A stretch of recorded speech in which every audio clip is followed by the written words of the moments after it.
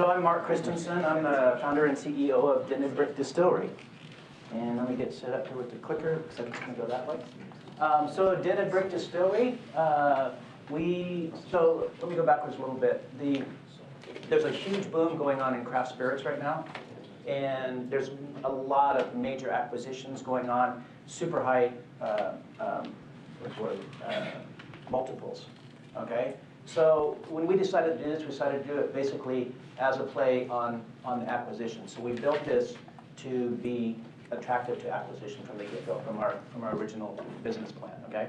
So the first thing we did is we built it really big. So it's a 17,000 square foot facility. It was built as a distilled spirits plant. It wasn't built, it's in a new building, it has new infrastructure. We overbuilt our chiller, we overbuilt our boilers to scale this thing. We can scale to 78,000 cases with very little additional investment. Right now we're at 29,000 cases is our maximum capacity. Again, you'll get minimum maintenance costs. So the first thing we had to do was find a piece of property. Actually, we had to raise money. So we raised 1.5 million equity in order to buy the property, get an SBA loan. We closed the SBA loan, started construction in 2015. We completed the construction in 2016. We opened the doors in April 2016, just 2 years ago. It's been our first year getting into all the Utah state liquor stores, and we have over 200 on-premise accounts now in Utah. And finally, last year we started shipping out of state. So the idea is to get brand activation, multi-state, in order to be attractive for acquisition. We have a balanced portfolio of craft spirits. The reason we did this, so we've got, if you don't know, value would be like a call. So you go to the bar and you say, I'd like a vodka soda. That's a well brand or a value. If you go for the call, it would be like, I'd like an Antelope Island rum and coke. Right? And then the super premiums are just the higher end, handmade, handcrafted, grained glass products. So we're going a balanced portfolio of all of those products. The reason being, you've got almost a $12 billion market, 35% premium, 35% value, 30% super premium. So we're trying to get a little bit of market, or a little percent of each one of those categories. Again, we're doing really well. You can see all the medals that we've won already in just 2 years. Last weekend, we won 4 medals at the San Francisco International Spirits Competition, including a gold medal for our new white whiskey. We've got happy investors. We've done really well rolling this plan out in 2 years. We're heading for this being attractive to acquisition plan. Happy distributors, happy customers. We got Critical Tea there, who's a fan of our vodka, and Delightful Rum and Gin. And again, he's very critical, so we thought that was good. We're also starting to do private labels. We signed a contract with Jan Stevenson. She was a former LPGA champion. She's now on the Pro Tour. She's going to roll a rum with us. We've got actually 3 flavors, mango, pineapple, and passion fruit. She's from Australia, and those are the flavors from Australia that she's going to bring forward to us. We're launching next week in Las Vegas at the Wine Spirits Wholesale Show. So the go-to-market strategy in order to be attractive for acquisition, first thing was capacity. We have to have multi-state capacity, so we built it big. Second thing, we've got to get market penetration. So how do we do that? We do sales incentives with our people on the boots on the ground. So the distributors, boots on the ground, they get dollars for getting us a menu placement. They get dollars for new accounts. They get dollars for case sales. We also give incentives to the actual accounts. So what happens, the salesperson goes into the account, and he knows he's going to get 15 bucks for a new account. So he said, look, if you buy a case, I'll get you coasters, I'll get you a shaker, I'll get you tiki mugs, I'll get you a bar mat, things like that, okay? And these are useful items for the bar that they usually have to spend out of pocket. And if they go with our brand and our product, they'll get set up for free. So then what happens, on-premise is where your brand activation happens. So you go to the account, you see Antelope Island Rum on the menu, Antelope Island Rum and Coke. You also see the branding at the bar, Antelope Island Rum Bar Mat, Antelope Island Rum. That's actually a chalkboard. The chalk part got cut off. Guy's Hat, Dented Brick Distillery, our brands. So brand activation at the on-premise account creates brand activation off-premise. So they go to the bar, they see it on the menu, they try it, they taste it, they like it, they go off-premise and buy it.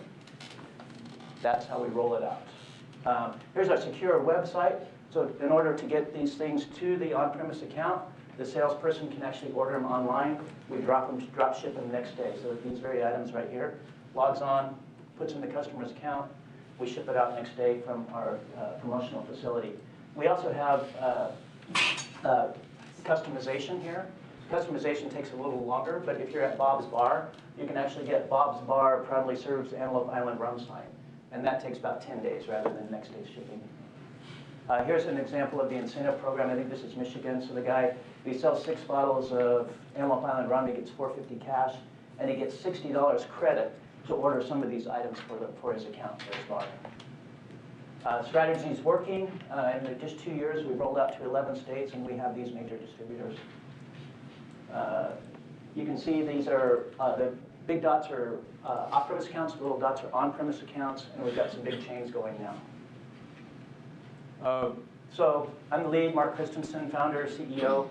Formerly had a barricade company, which is actually a regulated industry just like spirits.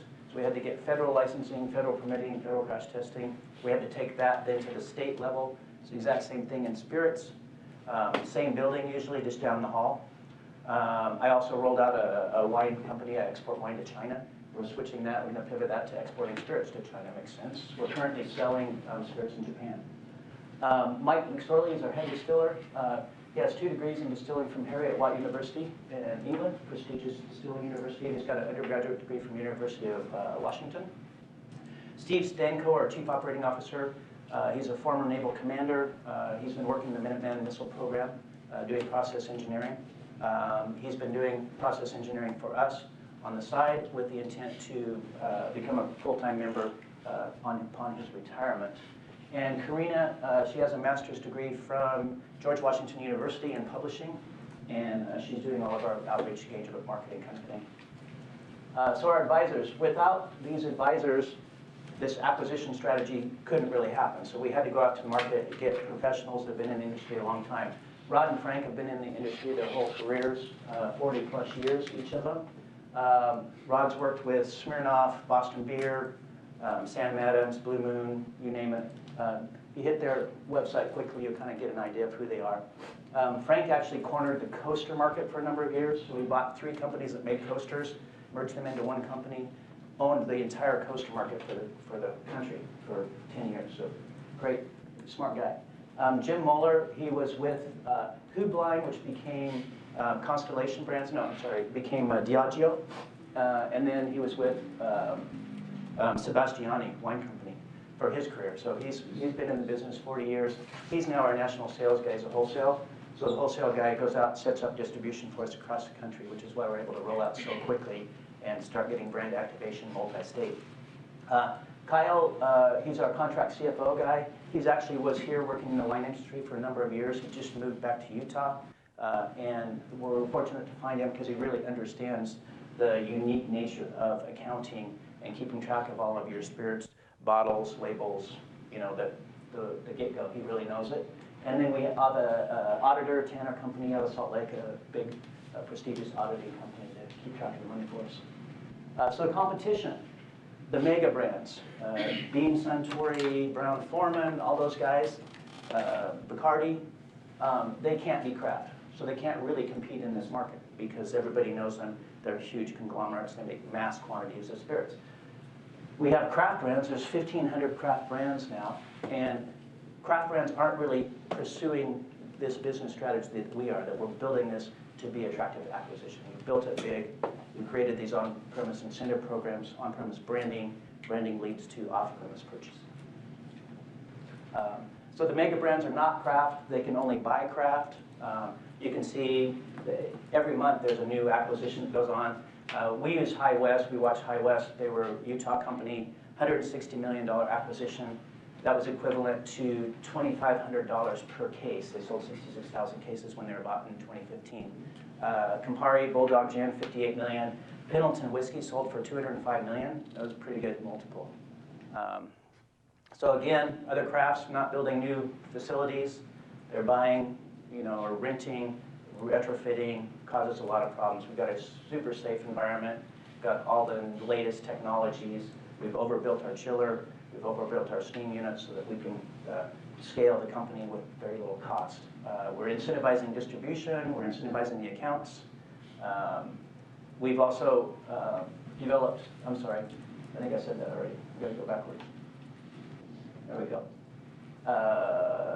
And I'm not going to talk about depletion data right now, but the data of every sale that happens is tracked by the federal government and by the states, and those reports are available to us. We know exactly how much we're selling, what state, we can see what other people are selling, we can see the trends, we can see what price they're selling for. So it's very valuable data for us to roll forward.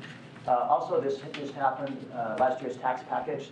Any producer under 100,000 proof gallons, we only pay $2.70 a proof gallon now in tax.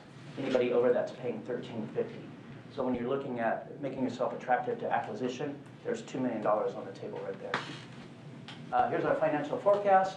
2018, we're planning to about 500,000 in sales, 511. 2019, a little bit more, 6 something. And then 2020, we break into $1 million and then go from there. And so it takes a while to build the brand activation. You're building, you're going account to account, block and tackle, one account, go to the next account, one account. But pretty soon that brand activation happens with the consumer, and they start going off premise, and then you see the product go. This gets us, this is 2020 is about 20,000 cases. So we're asking 1.5 million. We'd like to do convertible debt or tranche in some equity. I don't want to overly and unnecessarily dilute my existing shareholders. They've been in for 2 years now, and I see 1% buys 50 grand. We're going to use it for this on-premise marketing brand activation program, and also for our incentive program. And we're going to need a few pieces of equipment once we hit 56,000 cases. So right now we can get up there. Exit by acquisition, again, strategy from the get-go. This High West deal, I got a little bit different number there, but it was $166 million for somewhere around 60 to 70,000 cases. You can see the other ones, High West, Pendleton, Bulldog, Patron, $5.1 billion, that was a new one. So we figure 22,000 cases, which is our projection here. That values us about $28.5 million at just $12.95 a case. We lowered the case value because we're going after that value brand. So High West was only going after premium and super premium. So we're going after a little bit lower margin with the value brands. So we figure we'll reduce it a little bit. That's it. Thank you.